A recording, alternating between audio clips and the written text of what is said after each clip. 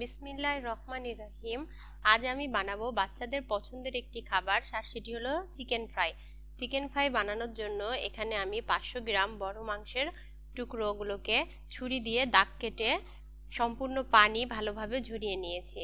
এখন এর মধ্যে দিয়ে দেব মরিচ গুঁড়ো, জিরা গুঁড়ো, স্বাদমতো লবণ, কালো গোলমরিচের গুঁড়ো, সয়া সস,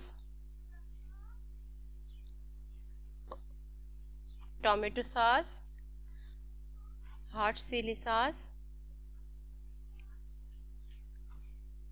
চিনি, ভিনেগার, লেবুর রস, আদা ও রসুন বাটা।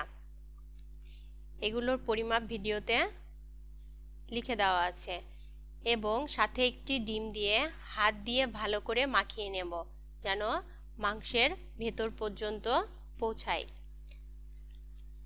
এখন দিয়ে দেব কর্নফ্লাওয়ার, বেকিং সোডা ও ময়দা দিয়ে আবারও ভালো করে মাখিয়ে নেব। মাখিয়ে 1 থেকে 2 ঘন্টার জন্য রেখে দেব। যত বেশি সময় এটা রাখা যায় তত এর স্বাদ আরও বৃদ্ধি পায়।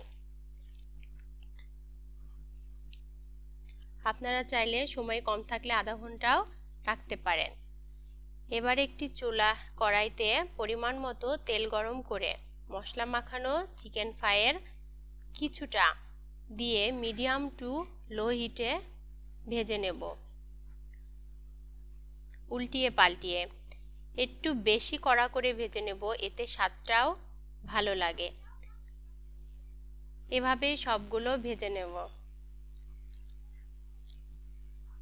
এখন রেডি হয়ে গেল গরম গরম চিকেন ফ্রাই। এটির ওপরটা একটু শক্ত আর ভেতরটা নরম ও টেস্টি হয়ে থাকে, তাই আপনারা বাড়িতে ট্রাই করে দেখতে পারেন। খুবই মজার হয়ে থাকে। আপনার কিচেনের সাথে থাকার জন্য অসংখ্য ধন্যবাদ। আল্লাহ হাফিজ।